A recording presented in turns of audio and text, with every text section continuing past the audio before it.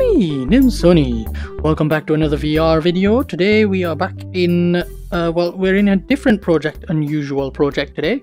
I'm looking at something that I've been working on, which I mentioned. I am working on a seated experience. So this is actually the one that we're talking about here.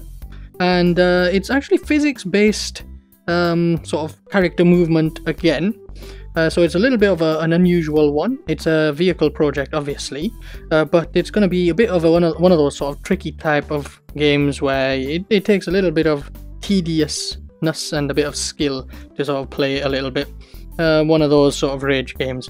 Anyways, so the way I'm controlling everything, obviously, they are physics-based objects. So you can see here, I can just push the steering wheel with my fingers. And these are actually physical fingers, so you can see how they actually get pushed about and stuff like that. So I can actually sort of clamp onto the actual steering wheel and hold it tight like that. The same thing applies to the mirror here, which is a little bit too loose and will sort of drift as you drive around. And you can see, in fact, it's already doing that as I turn. You also have the gear stick, which is simply two gears, it's drive and it's reverse. So that's about all there is right now. There is going to be more complexity to the game, but for now this is what it is. So let's just have a look at the sort of gameplay of it and how it all works out. Like I say, these are pure physics hands as well, as per usual, and you can see here there's a window here that I crash into when I move my hand there. I can, however, lean my head through the window, and that's something that I'll be working on as well. But for now, this is what it is. Now, the other thing I should mention is the way that I'm handling the wheel physics in this video, in this game. And oh my god, there's a knocking sound. I don't know whether you can hear that, but it is what it is. Anyways, so the way I'm handling wheels here, obviously you can see how they turn when I turn the wheel here. You can see the wheels turn. Those wheels are not actually real rolling wheels. So normally with Unity, the way you handle wheels is you use the wheel collider. That thing is pretty terrible for anything that isn't sort of a sports car. It works great for a sports car where you've got very little suspension. Anything with a lot of suspension, when you drive over an edge that let me just not turn it so much. When you drive over an edge that is sort of quite a quick change in altitude, the wheel colliders are pretty horrible in terms of the way they handle suspension, and that's because they're not even wheel shaped. They're literally just a raycast downwards with a lot of physics logic. Now, unfortunately, having very quick rolling objects is also pretty bad in this physics engine. So the way I'm handling it, you can actually probably see that, is when I actually drive, you can see that they're not actually rolling at all. So that's because they're pure smooth physics objects that are on a spring joint, which obviously connects to the vehicle. However, the difference is, instead of actually rolling, I have internal variables that make it act like it's rolling. So it physically works as if it's rolling. So I've got sort of internal variables like revolutions per minute and stuff like that, or it's actually in per second. And I sort of work from there, and I have friction based on how fast the wheel is, you know, calculatively spinning. So it's a pretty cool system that I've sort of been working on for functional wheels, basically, because having wheels in Unity, it's not actually that easy. It should be very easy, and they give you a wheel collider to do that. It's terrible. I absolutely hate the wheel collider.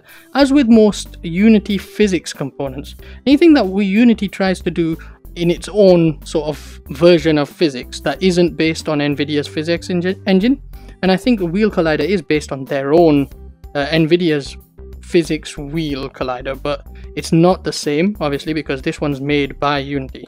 But whatever it is, it doesn't work the way you sort of always want it to, and it's really pretty bad for a modern day game. Anyway, so that's that. A great start there. I ended up landing on the side. Let me just restart the game there, and I'm back. And of course, let me just reset my mirror. You can see that the mirror is always sort of drifting, and you can see my brakes are quite powerful as well. It's a bit of one of those games, but you can see it's quite easy to actually handle everything. It really does work properly. You can see I can just sort of switch to reverse and sort of reverse suddenly and switch back to drive. I don't know whether you're seeing that on screen. I have got a sort of different field of view on screen than usual. That's only when it's a simple project I can have a sort of secondary camera for the recording. But anyways, that's all. This is just a sort of test area that I built to actually test the physics on the wheels. It's because that's like the main thing right now. It's a real problem with Unity, where I just wanted to get some working wheel physics. You can see here it works quite well with moving objects. It actually does move with the objects correctly, and you can see I'm holding the brakes. Now the way I'm actually controlling acceleration and whatnot is a little bit unusual. I'm actually using the analog sticks where there we go, and you can see the hands are still very bouncy. They're not fully set up to connect to the vehicle yet, so when you crash you can see them fly forward and they sort of crash into the windscreen in front of us.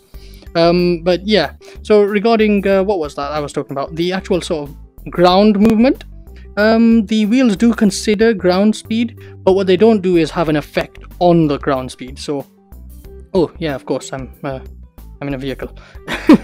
Forgot that I was in a vehicle there. And you can see my mirror's just sort of gone out of place and all of that rubbish. Yeah.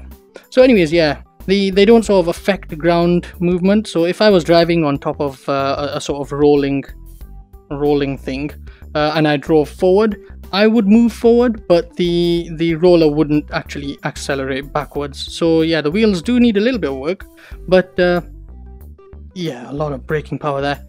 But they sort of work. Clearly they work quite well. Anyway, so that's what I've been working on. This is the sort of seated experience that I'm working on. Ooh, let's just jump off. Boom.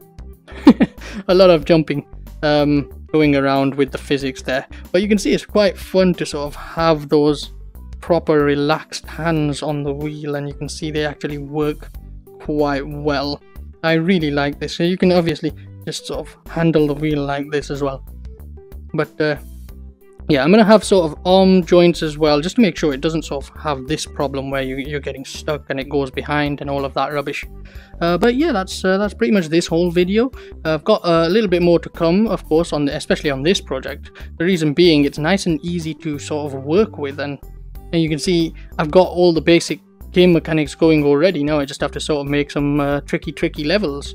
And there is going to be a little bit more to it than just this. It's not just a vehicle, but yeah, this is what I'm showing anyway so far. You'll have noticed that my controllers are transparent and completely invisible right now. I just left the sort of buttons and stuff just for the sake of visibility. But yeah, so I'm using the right analog stick to actually handle the brakes and the left analog stick to accelerate. And of course, when you put it in reverse, that controls the reverse instead. So you don't have that sort of game level control where you're just pressing up and down to drive in forward or reverse. You actually have to use the gear stick, and I might actually add some proper gears to it as well. I don't know about that, maybe not. But for now, that's the end of this video. Thanks for watching, and perfect timing for everything to go all rightly. Thanks for watching, goodbye.